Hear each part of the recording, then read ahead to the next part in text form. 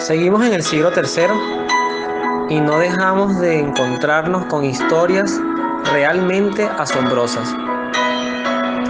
Debo confesarles que cuando llegué al catálogo de santos que estoy consultando para esta serie, lo cual por razones de tiempo es prácticamente imposible mencionarlos a todos, y he tratado de ir haciendo un trabajo primero variado entre mujeres y hombres, pero también de aquellos que de una u otra forma hacen resonancia en mi mente, lo cual no quiere decir que ciertamente hay personas, santos, ante los cuales tendré en algún momento, cuando esté delante de ellos, si Dios me permite, la gracia de verlos desde las tribunas donde se ven a los santos en el cielo, por usar una metáfora, pedirles disculpas de la omisión.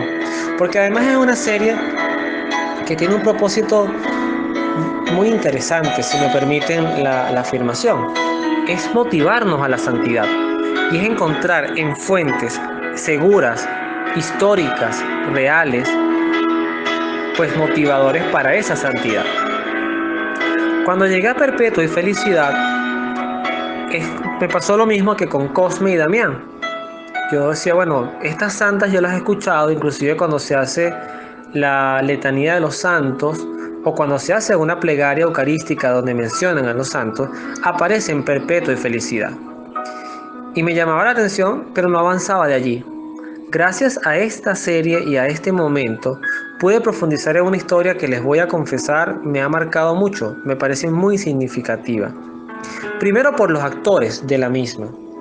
Dos jóvenes de muy corta edad, una persona de 22 años en nuestro tiempo, yo me atrevería a decir, y creo que no hay respeto a nadie, que es una persona todavía que le falta mucha madurez de vida. La madurez, lo he escuchado, algunas personas dicen que en nuestros tiempos la madurez se ha extendido, lo que quizás en otro tiempo un hombre de 30 años representaba a nivel de madurez, hoy lo podemos encontrar con la misma edad cronológica, pero un hombre de 40 años.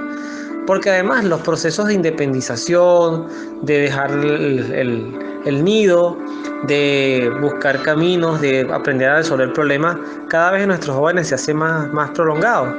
Pero en este punto, pues estamos hablando de dos mujeres, primero con convicciones muy claras.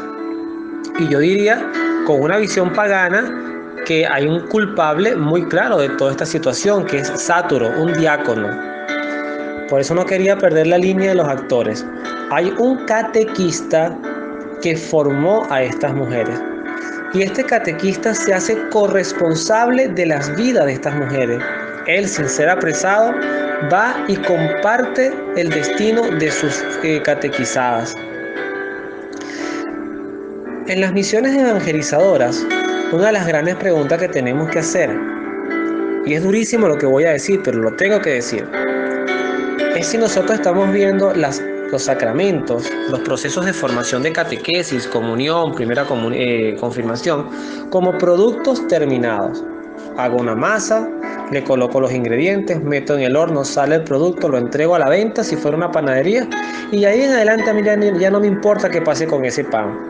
Si se lo comieron completo, si lo botaron, si lo mordieron, si lo regalaron, no me interesa. Yo cumplí con mi producto y lo entregué en calidad.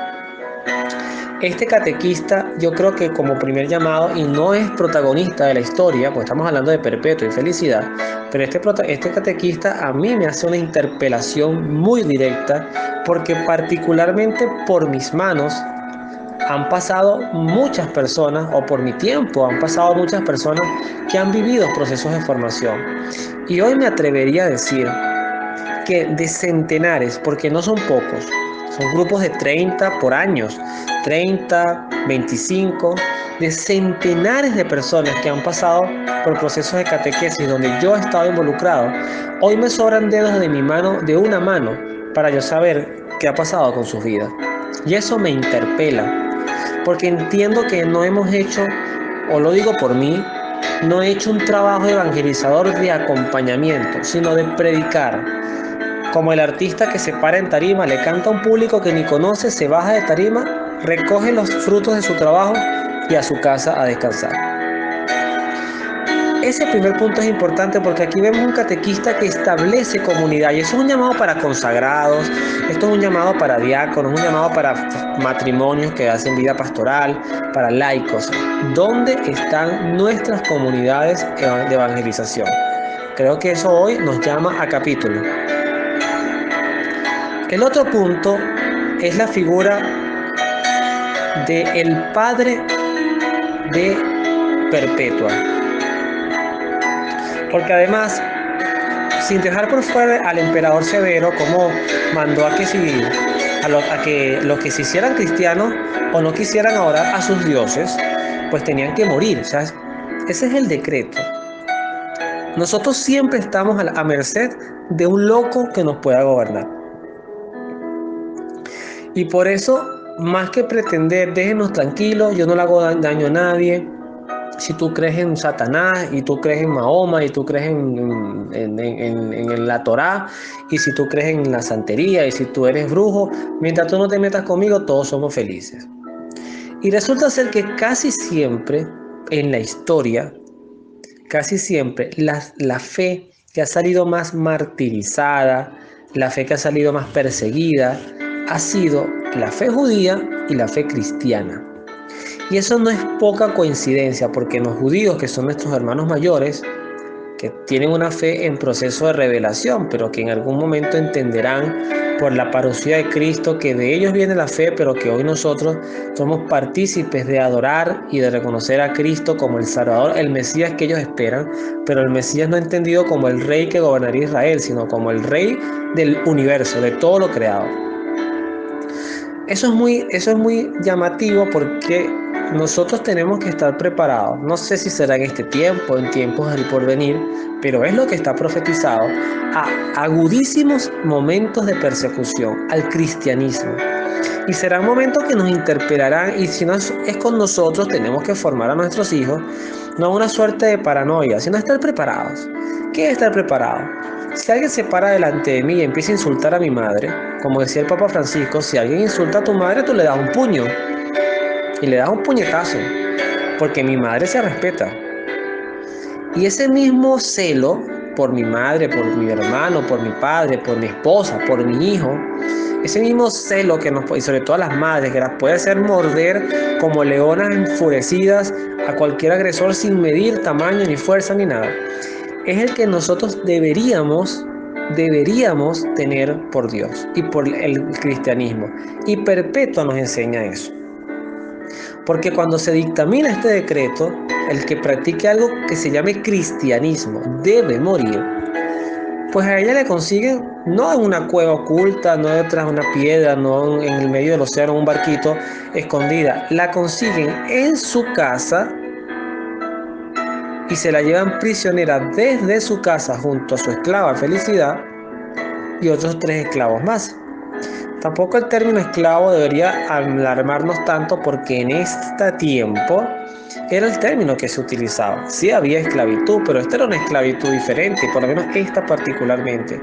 Eran personas que estaban llamadas al servicio de sus amos, como hoy hay hogares, yo no lo tengo, pero hay hogares que tienen una señora que les ayuda, no, les trabaja para limpiar, para planchar, para podar su jardín. Solamente que eso es remunerado, es una asalariado, por así decirlo. Se les da dinero por un trabajo. Pero estas personas lo hacían sin dinero, de repente por eso el término esclavitud, pero también gozaban de una protección, tenían comida, etc. Entonces eran tiempos distintos, o sea, no nos detengamos en el concepto, pero sí como ella, y además todos sus esclavos pagan las consecuencias de trabajar para ella y de recibir esta formación de fe. Y luego en todo este contexto, el otro actor que no quiero dejar por fuera es al padre de Perpetua, porque además dice el texto que era el único pagano, era el único que no creía en Cristo. Cuando Perpetua excluye, y fíjese cómo este padre la hace, se le mete por la emocionalidad pero aguda, hazlo por mí y por tu hijo.